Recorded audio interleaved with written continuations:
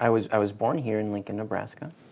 My name is Dominique Garay, and let's see, I went to public school here in high school, and I went to UNL, and for the most part, I grew up here, but I did spend summers in Miami, Florida.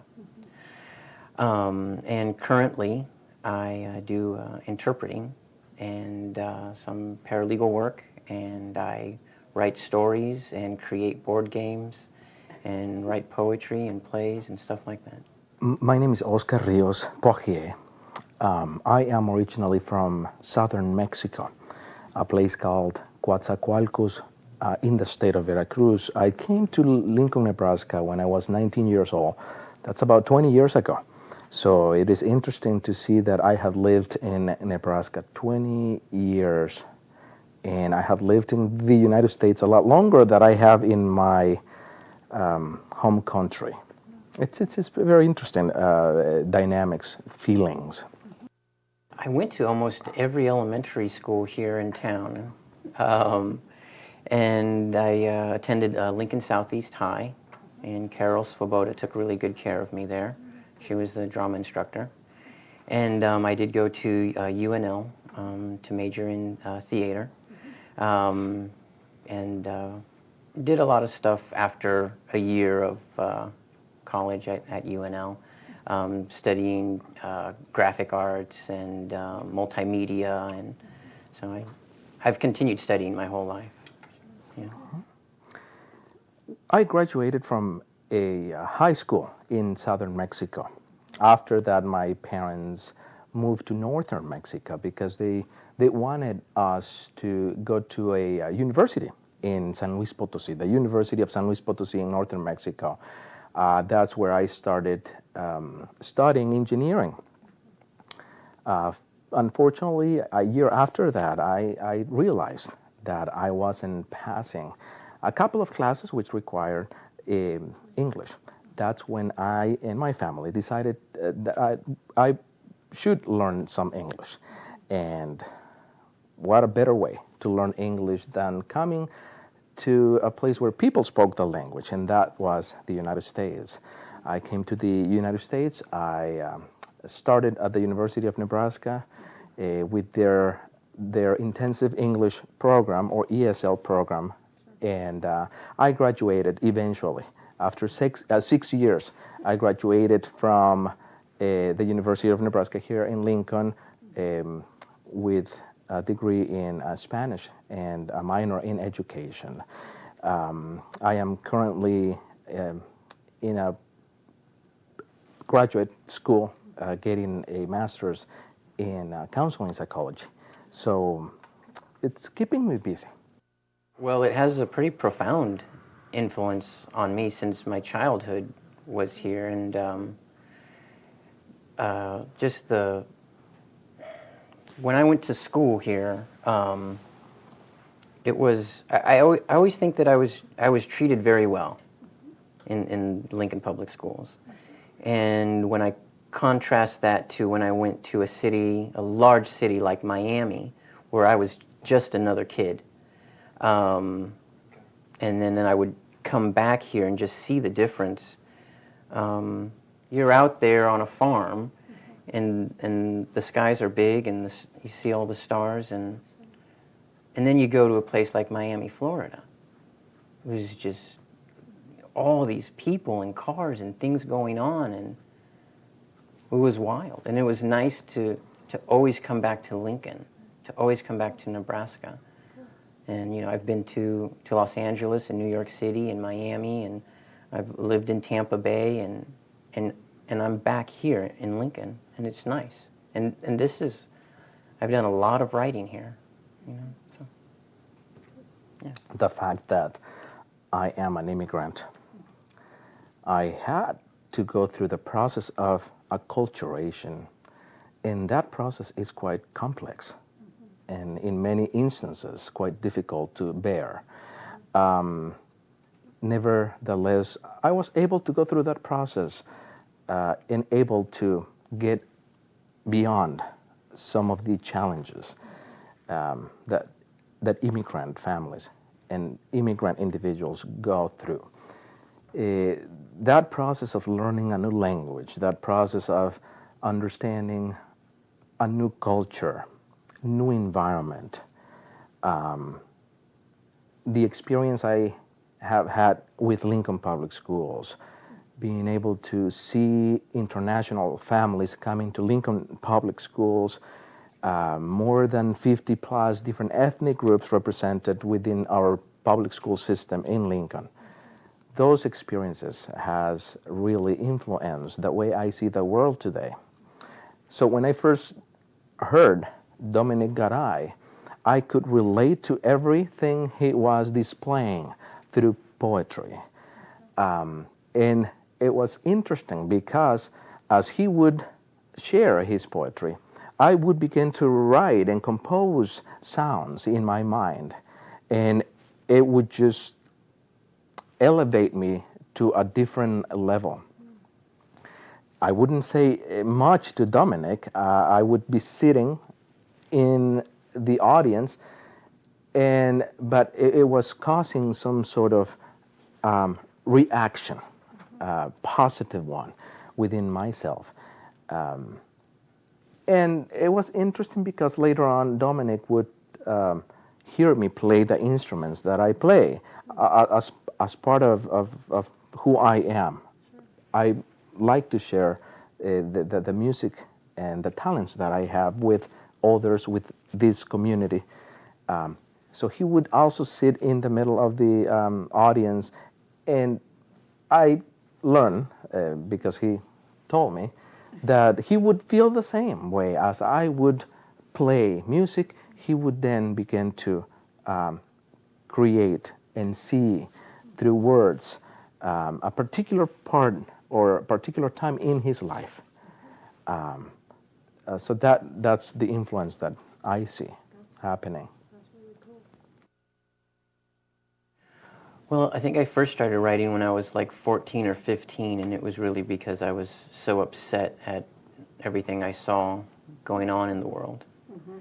And I wanted to know why nothing was being done about it. You know, why are people starving and why are people killing each other? And it just made no sense to me, you know. And, you know, I love football, and we can fill up Husker Stadium with 80,000 people. That's amazing. And why can't we address some issues like that and show that same enthusiasm? And I was 15 and I was angry, and I started writing. And I was 15 and I was in love too. And I started writing tons of love poems, and then I found that was a really nice way to meet girls. And that was a huge inspiration.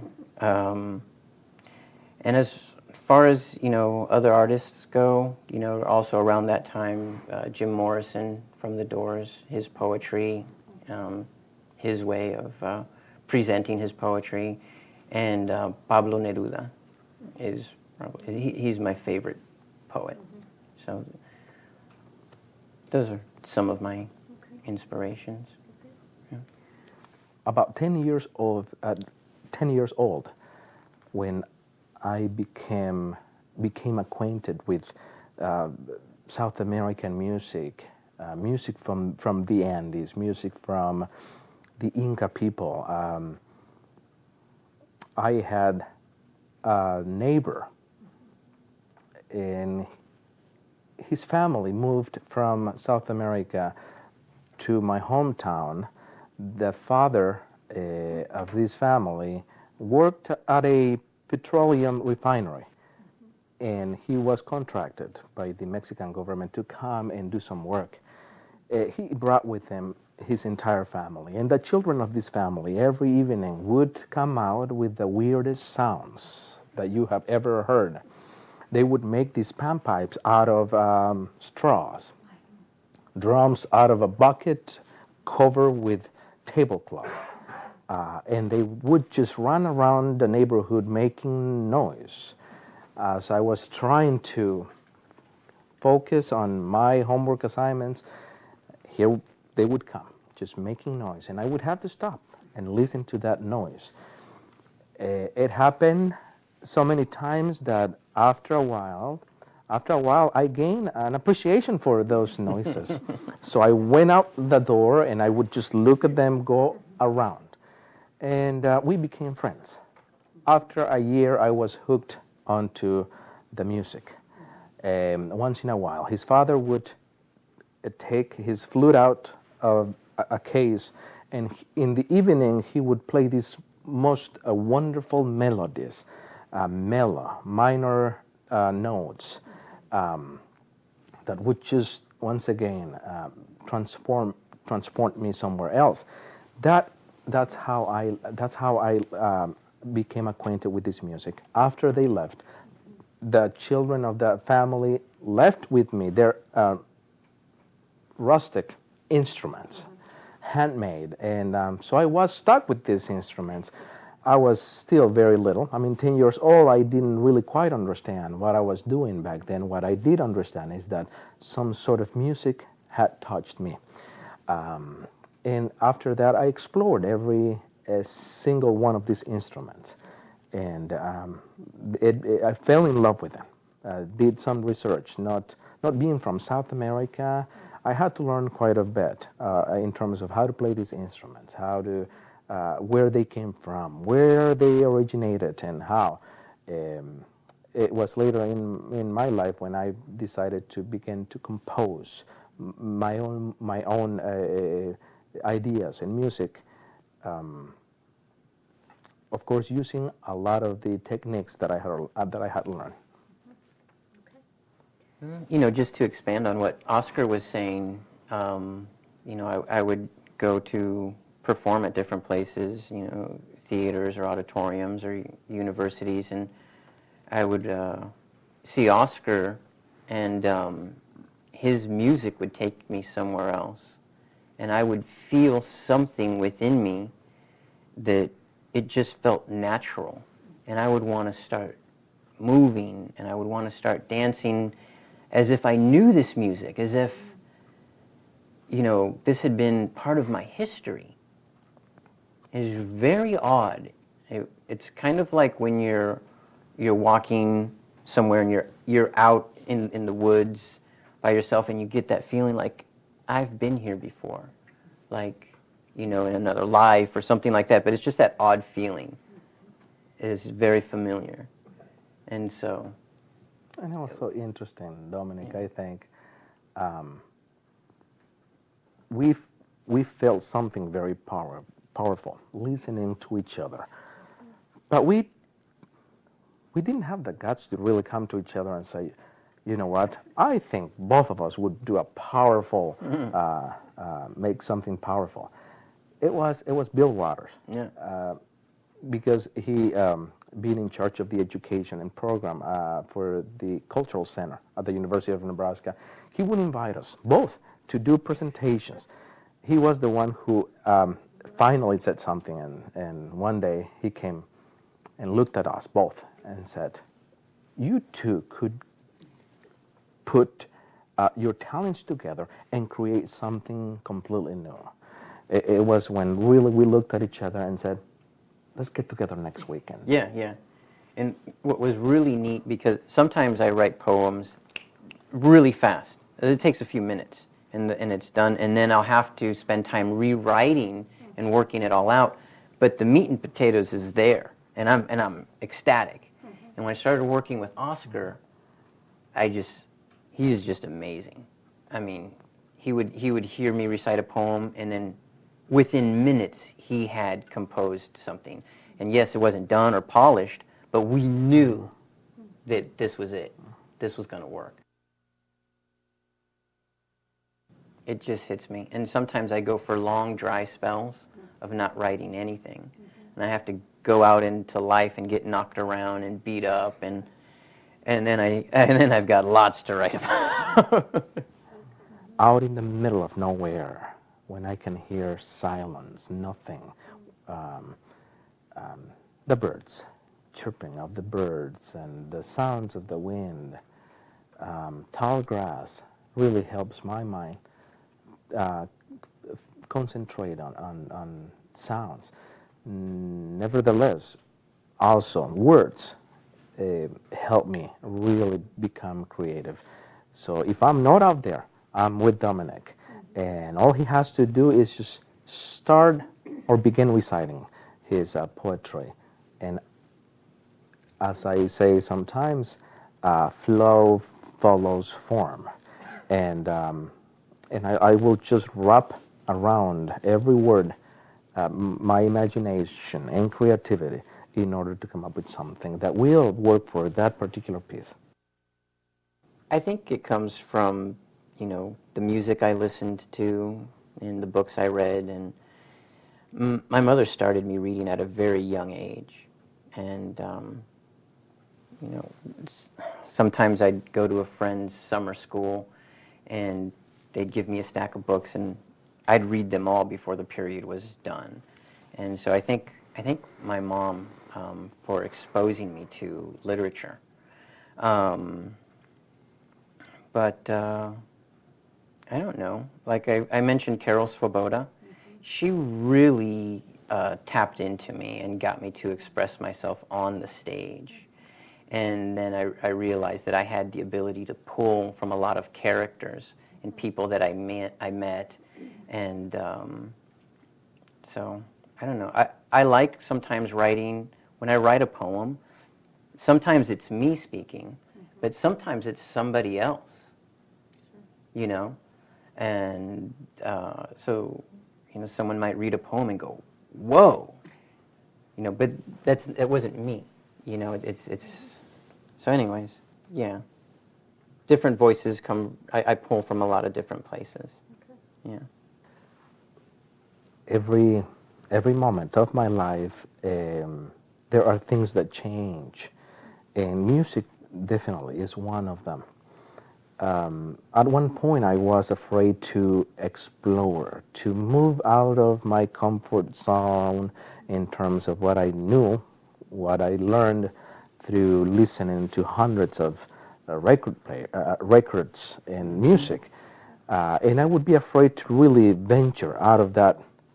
But when I met Dominic, I said to myself, I think this is the time, this is the opportunity that I'm going to have to, yes, the instruments are there, but the sounds that I'm going to make will be completely different than what I'm used to. Let's give that a try. It took a while, but I think being open to that idea really has brought some very rewarding outcomes. When I was younger, sometimes it felt like I was just throwing up on the paper because I just had something I just had to get out. I didn't care who was listening or whatever. This was something I had to communicate. And I can say whatever I want because I'm writing it. These are my own thoughts, regardless of what anybody else thinks.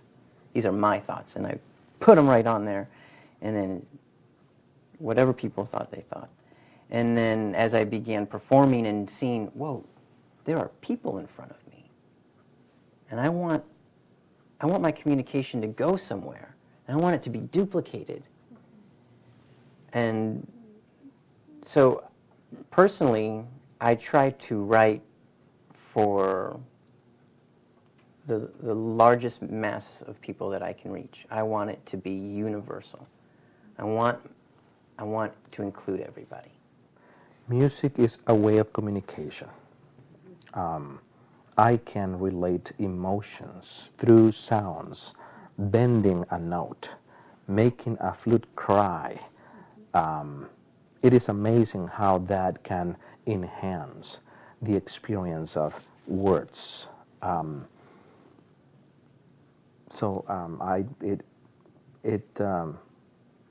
The audience is, like Dominic said, is anyone and everyone. These instruments, as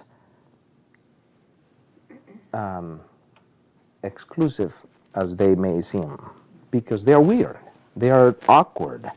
The sounds, the wind and sound some of these instruments make, the screechy sounds that some of these instruments have, for some may be a little annoying, but when done right It's a powerful message that we send. So for me, it's a way to say, this is who I am. This is the creation of a particular tribe, of a particular group of people that intended well when they created these instruments. Here they are for you to see. Here they are for you to hear. It is up to you to make the decision of whether or not you like it. I really feel that we consider the audience because in many ways the audience contributes to the art, just in the flow, into the way they experience it, the way they respond to it. You know, some people laugh out loud, some people you can see their eyes tearing up, the applause. The applause is actually almost like a continuation of the whole movement, the whole experience. And so I think that, you know, we and what we create considers the audience. And some people need the time to digest the information. Yeah. And some people just plainly do not like it. And that's okay. That is just part of being a human. Sure. And we respect that too. And advice that worked for me, that was given to me, was if you want to write. Just write anything. Just go and go. And I used to just fill notebooks of whatever, and just every night sit down and write something, whether it was what happened that day or just the first things that come to your mind. And I don't know, and experience life. Don't be afraid to get in trouble, you know, and explore the nooks and crannies of life. And that's the best advice I could give, really. I would say be authentic. Be true to yourself. This is something that you cannot fake it. You have to have the passion, and you have to see what you think you cannot see. And what you are going to be able to create is going to be pretty powerful, to the point that you're going to see, was I able to do that? Well, yes, when you were focused in terms of what you wanted to do. Good afternoon. My name is Meredith McGowan, and I am the curator of the Heritage Room. And I'd like to welcome you to the Heritage Room and to the John H. Ames reading series. I think the Heritage Room looks a little bit different today. It's got lots more instruments and more technology, so that's kind of fun. This reading series has been in existence for 25 years, so we're pretty excited about that. We're holding them now, obviously, on the third Sunday afternoon of the month at 2 o'clock, and here you are. Thanks for being here. This is the 189th reading in the Ames reading series, so we're glad you're here. We are in the Jane Pope Geske Heritage Room of Nebraska Authors. This is Jane Pope Geske up behind me on the wall there. It's a special collection that's dedicated to promoting and preserving works by and about Nebraska authors. It is a representative collection with about 13,000 volumes, about 3,000 authors represented. We also do have information files, magazines, pictures, manuscripts. We have artwork that's, as you look around the room, you'll see different pieces of artwork by different authors, and other memorabilia too. And by the way, the Heritage Room is not tax supported. It's supported by the Nebraska Literary Heritage Association. We'd like to thank the NLHA for the endowment that was established through their voluntary efforts a number of years ago. We'd also like you to visit the Heritage Room if you'd like to when we're open, although actually we are open right now. We're open on Sundays from 2 to 5. So here we are during our open hours. We used to hold the readings on Thursday evening when we weren't open, so that's, I guess, more why I say that. Anyway, we're also open on Tuesday through Friday from 12 to 3. So fairly limited hours, but if you'd like to come back and look around a little bit more, we'd love to have you come back and visit. And if you are watching this program on 5 City TV, I just want you to know that we are on the third floor of Bennett Martin Public Library, downtown Lincoln, so that if you want to find it, you can. Channel 5 is filming today, so that's great. Our guests today are poet Dominique Garay and musician Oscar Rios. Dominique was born and raised, for the most part, in Lincoln, but he also tells me that he spent some summers in Miami. And they did an interview before the program, and if you want to hear the interview and learn a little bit more about them, watch this on Channel 5 in 3 or 4 weeks, and you'll find out a little bit more. He did go to Southeast High and to UNL. He's done work in theater, television, and in schools conducting creative writing, and performance workshops. He's been a performance poet since 1999 and a slam poet since 2003. In 2003 and in 2006, he was an Omaha Slam team member and a National Poetry Slam semifinalist for both of those years. And in 2006, Amnesty International named him a Poet of Conscience. You can see one of his performances, if you would check out this poetry capturing the moment that Ted Kooser did a few years ago. So he was featured on that. Oscar and Dominic also have done a CD called Corazon. So at this point, we only have a copy in the Heritage Room, but I'm guessing there might be other copies of that around. Oscar Rios is from Veracruz, Mexico. When he was a young boy, he was influenced by a South American family that moved in next door. They shared Andean folk music with him, and he was very interested in its mystical and beautiful sounds. The family did move back to Chile, but left him some different instruments, which he taught himself to play. At 19, he moved to the United States to study English. And he did meet other Andean musicians once he got up into the United States, forming a band, Kusi Taki. Oscar is also an artist in the Nebraska Artist Directory. He travels to schools and teaches traditional and contemporary Andean folk music. Together, they formed Echo Poetica in 2006, and they did release their first CD, that Corazon, with the help of a grant. And we are happy to have Dominic and Oscar here with us today. If you would help me welcome them, I'd appreciate it.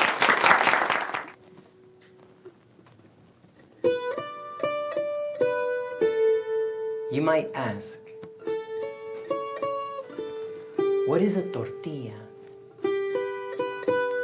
What is that? It's my salvation. It's my welcome home. Have you ever been out in the cold? Have you ever missed love? Were you ever confused? Did the night look better than your next day? When the streets know your name, when you're young and vicious, when you're throwing punches at the air, who is there? Who can tell you anything? When that cold hits your bones and your tears are all you've tasted in a long while, you go home. You go home to where the warmth of the kitchen is, to where grandma who won't ask any questions lives, to where the tortillas are hot. And they taste good just like that, with nothing on them but the love given them by hands thick with work,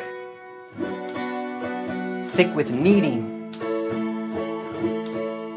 thick with picking asparagus, cucumbers, and tomates, with knitting, PJs, blankets, and jackets that you use every day, that you wear every night, thick with a life that spans generations.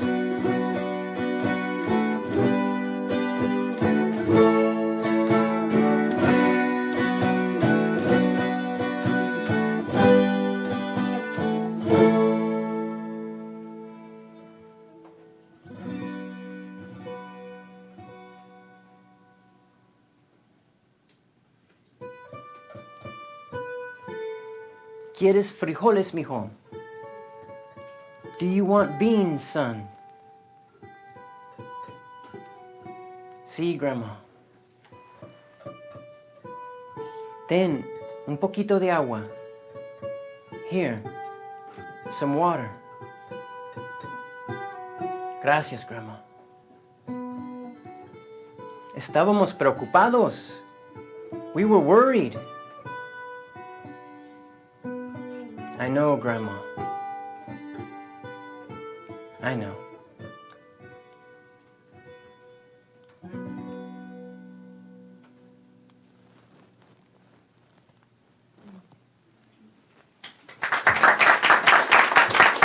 Thank you.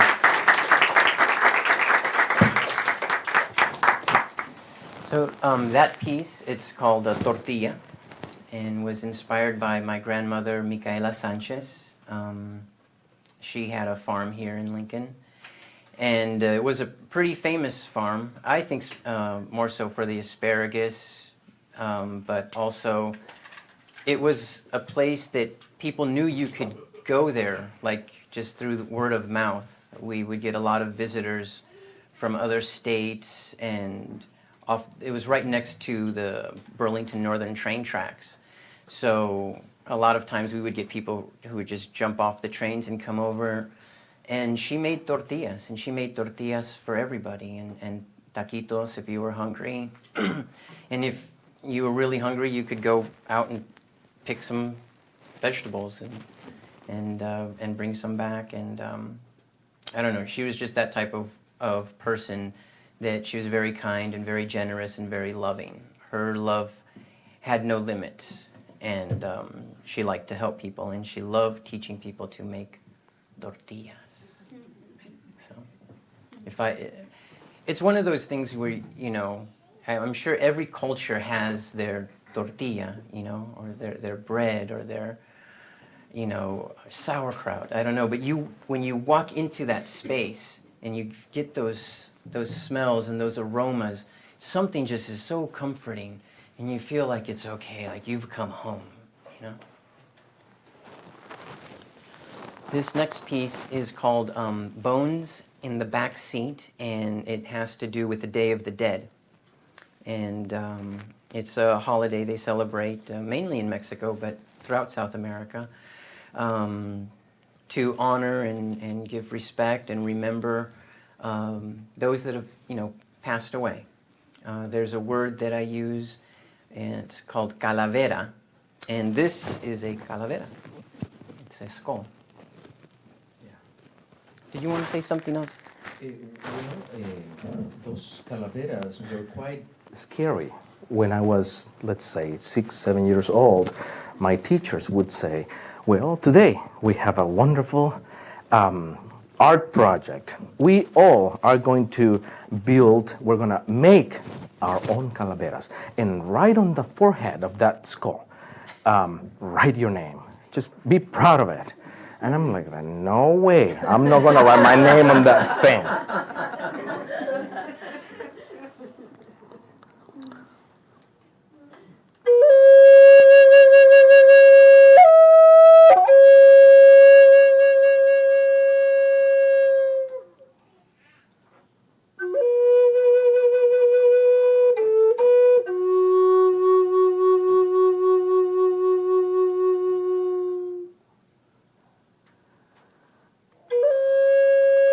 Respect for those who have passed away. Respect. Because we are celebrating them today. I'd like to have a lowrider with an Aztec princess on the hood. Convertible top, I'd make it hop and drop, you know, like a lowrider should. And I'd like to have a big old skeleton dude who could sit in the back seat. Made out of paper mache, we'd be on our way, just happy to be on the street. And I'd dress him all up like a bandito pistolero. On his oversized head, calavera from the Day of the Dead. He'd have a big old sombrero. And he'd smile as we drove along. Kids would wave at him in his big old grin, like he was listening to his favorite song.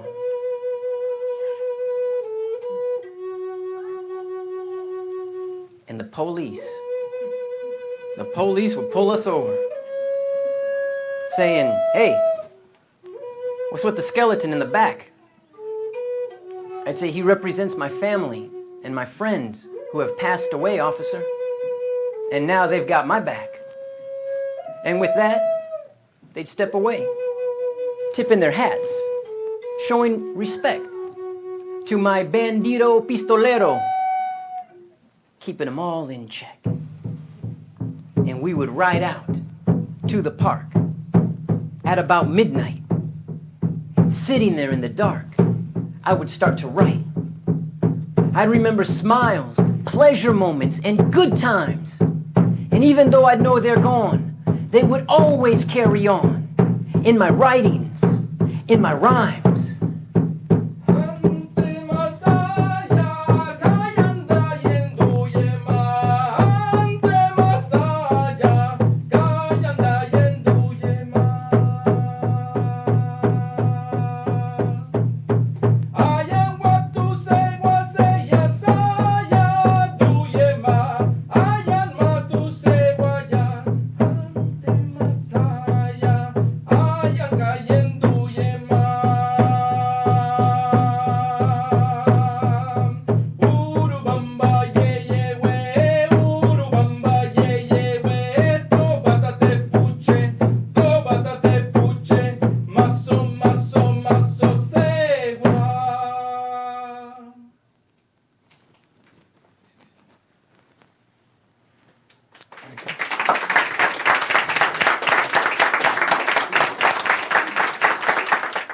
I'd like to take an opportunity to thank Matt Mason. He is a Nebraska poet out of Omaha, and he introduced me to slam poetry, which is performance poetry for competition. And I had been performing poetry for quite some time, and I had a number of people tell me that I should do slam poetry, and I thought it sounded kind of violent. I don't know, it's pretty, well, it's pretty wild. It's like the Olympics of poetry.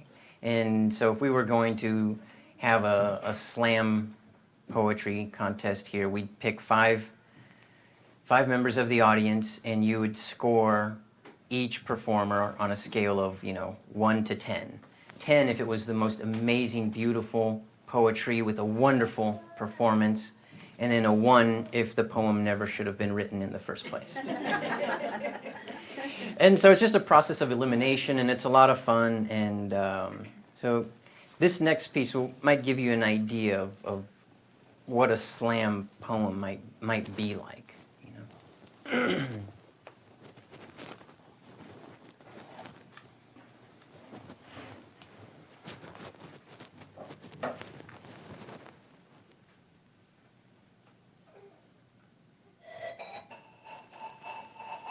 I was being dragged across the ocean by a motorboat.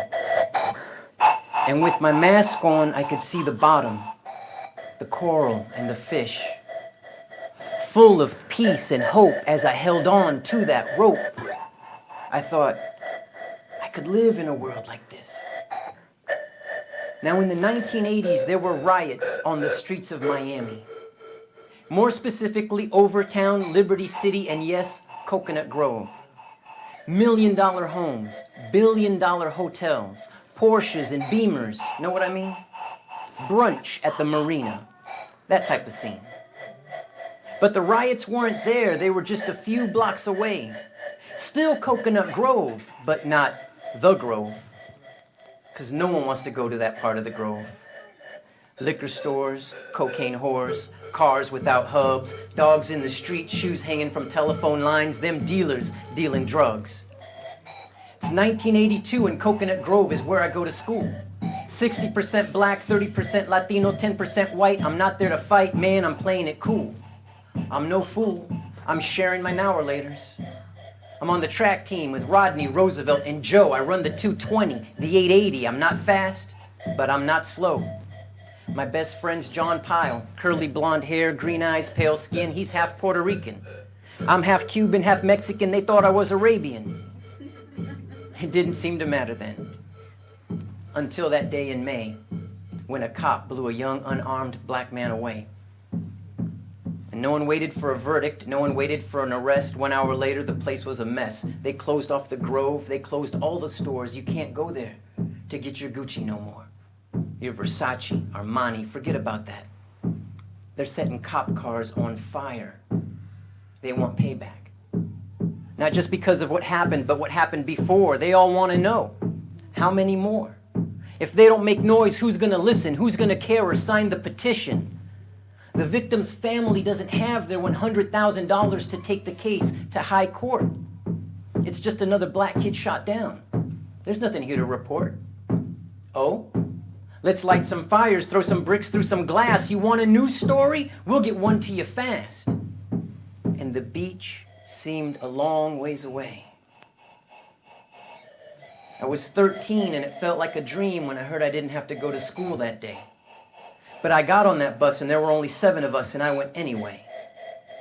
And 10 or more African American youths were waiting outside that school's front door. Arms crossed over their chests, hammers in their eyes, and I realized this was not about economic deprivation. This was about injustice, and that was their motivation. As we got closer, I took in the scene. There was Roosevelt and others from the track team. And Roosevelt was my friend. Why should I be afraid to go to school if these were my friends? Yet I took each step, barely glancing up. And I heard Roosevelt say, "Hey, Dominique, what's up?" And he had on a smile, and I said, "Roosevelt." And 6 of them came over just patting me on the back. For the rest of that day, man, you'd have sworn I was black. But I was just trying to be a human being. I was believing in peace and hope. And every day I try to live my life that way. I'm still hanging on to that rope.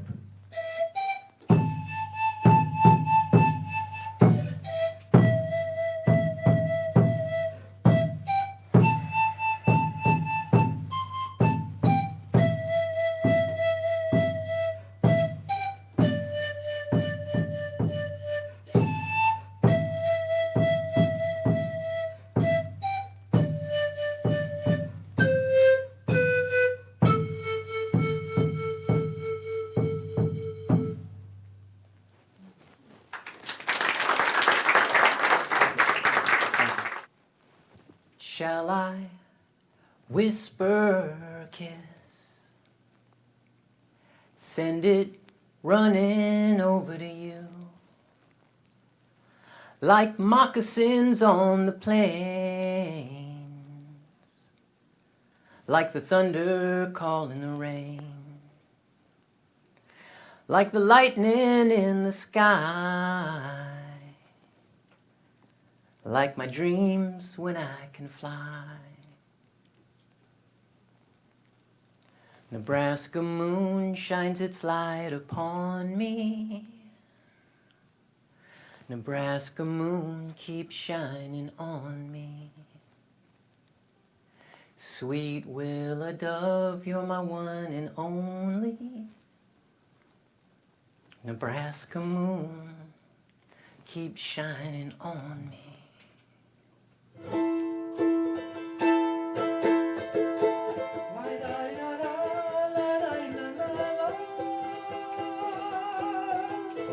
Love. What does it mean? It's the song I sing when I miss you.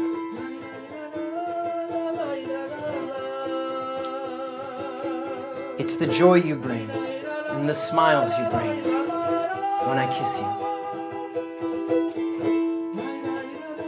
It's the beat of the drum within my chest. It's the warmth I felt when you first smiled. And it's the welcoming of our first child. This Nebraska moon won't leave us alone. And this is where we'll make our home.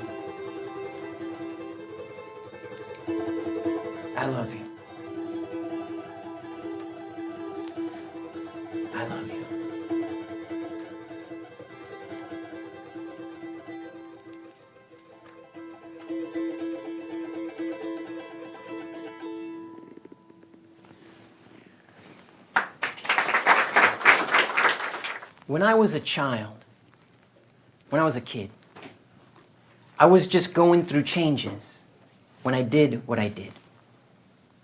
When I was 10, I liked Little Debbie chocolate stars. I got into fights. My penmanship left something to be desired. I found the girl sitting on the other side of the classroom much more interesting than writing letters in cursive on lined paper. I daydreamed about how her hair would feel, what she would smell like, and if I would ever get close enough to find out. You caught me sneaking tiny perfume samples into her desk. But you didn't label me. Maybe you knew I would write poetry someday. When I was 12, I had a foul mouth. Not only on the playground, but sometimes in class.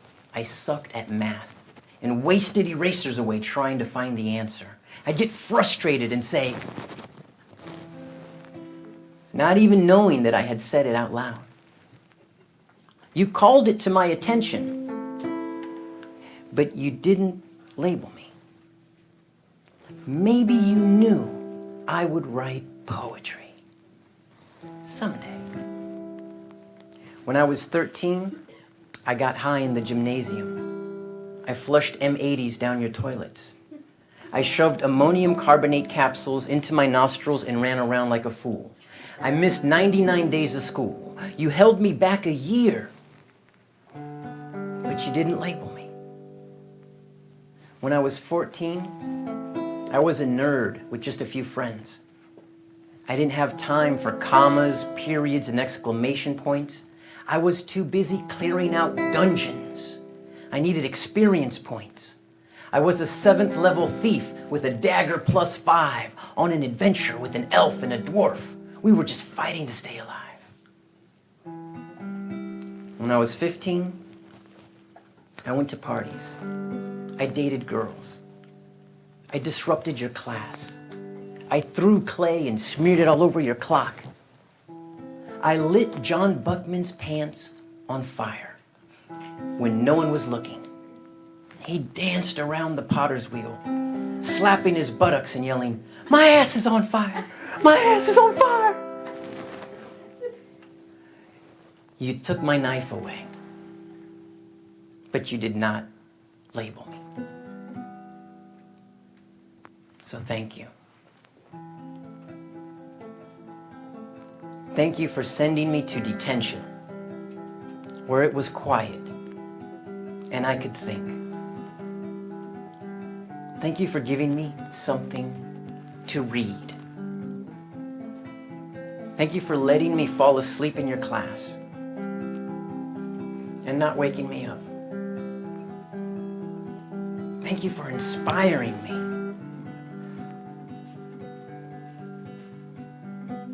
Thank you for listening and not passing me off to the psych. Because the labels you get there don't peel off.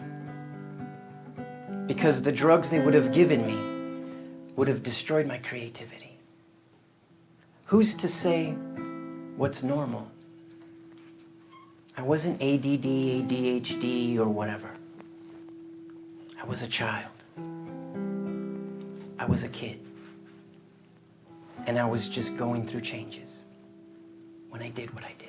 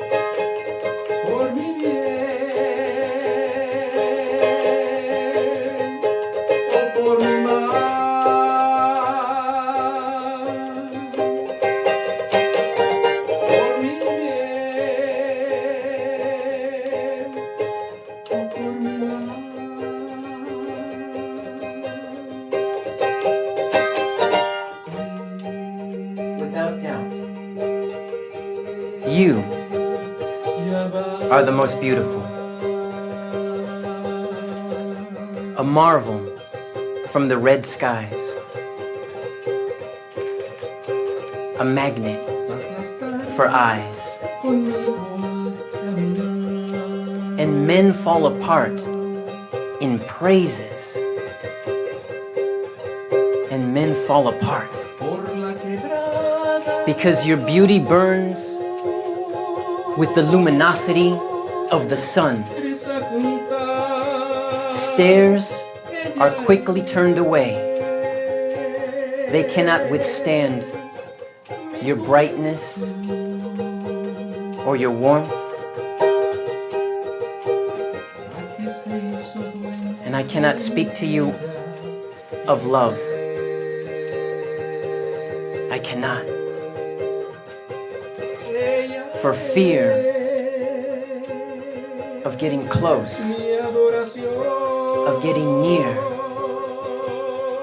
and losing myself in the tenderness of your space.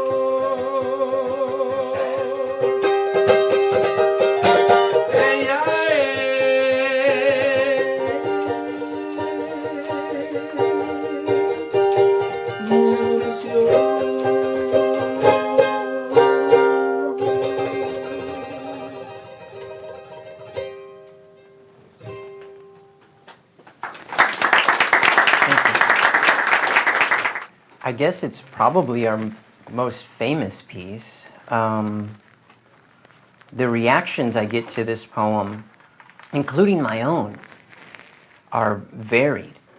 I've had people, laugh throughout the whole piece, just thinking that it is just this wonderfully funny, great poem, and I've had people in tears, thinking that it's just so very sad. I know there are people who just don't like it. And my feelings on it have quite a varied spectrum as well. But we'll see what you guys think.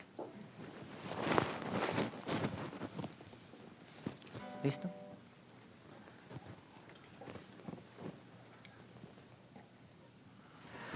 I used to be brown, but I've turned kind of white.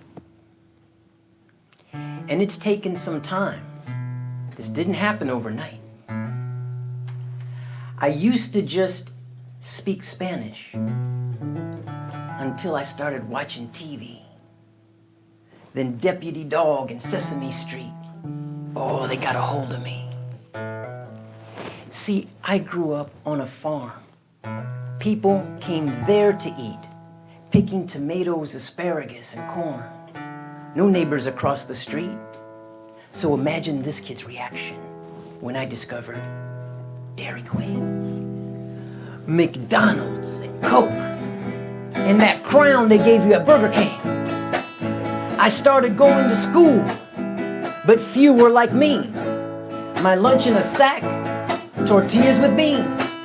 And I'd jump off the bus, run down the hill, kicking up dust. Them kids would be screaming, "Go, Speedy Gonzalez, go!"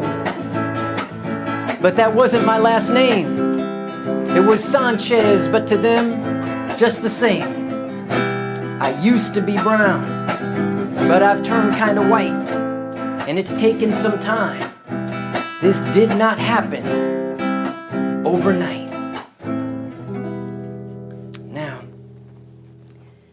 I started dating girls, these strawberry blondes, brunettes with milky white skin, and they inspired my songs. Now, though the allure of chocolate is strong, when I crave vanilla, I see nothing wrong. And I heard, "You're Chicano, Cubano, Latino, Hispano. Leave them güeras alone. Que no ves? Can't you see? They're not like you or me. Stick to your own." I'm not building up walls. I'm tearing them down. There's too much beauty out there that's left to be found. I used to be brown, but I've turned kind of white, like café con leche. I think it's all right, because it's not about color. It's not about race, the way someone talks or the features on their face. It's always been about people and making real friends.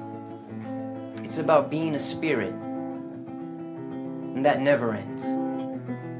See, I might drop this body right here on the ground, disappear like a whisper, less than a sound. And when I come back, who knows what color I'll be? But one thing's for sure, I will always be me.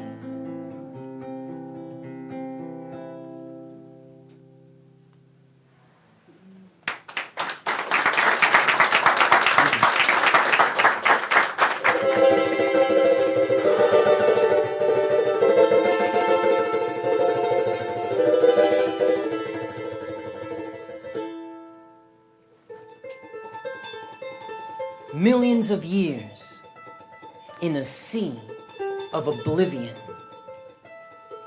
It's taken me thousands of lives just to see what I've been living in. A life of lies, confusion, and doubt.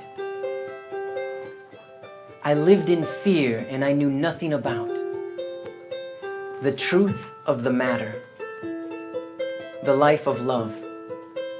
I had no idea what I was thinking of. And I had dreams and desires, and I threw those away. I was haunted by my past. It stood in my way. But my life today has been changed. It's been organized and rearranged. I am headed forward towards my goal of total freedom, a liberated soul, equal justice for all, freedom of speech, freedom of religion. This is what we should teach. To be your own advisor, make your own decisions. Don't let people's lies blur your visions, because it's all about awareness, ethics, and trust, and being true to yourself. That's a must. So don't touch me tonight. I am light. I'm the blue midnight. My eyes glow bright and I'm just out of sight. And it's all tight, as in the parts fit in just right. And I guess I'm winning this fight, but there's no struggle. There's no counter-intention, no trouble. Clean and clear with no fear, like a bubble, just floating around, barely touching the ground. And the sound of stars from far away singing to me. You gotta play. There's no fee tonight, we don't pay. Things are just sort of going my way. And the essence of me I convey with rhyme on time, no falling off the line. And it's all mine. Some want to make it a crime, but my shine, like sparkling wine, like fingers lightly dancing up and down your spine. So take the time to let love roll off your tongue, to have fun, to be young, and to just be like you're free, like you're on ice in the sky, softly, gently, breathing cool life, breathing cool life.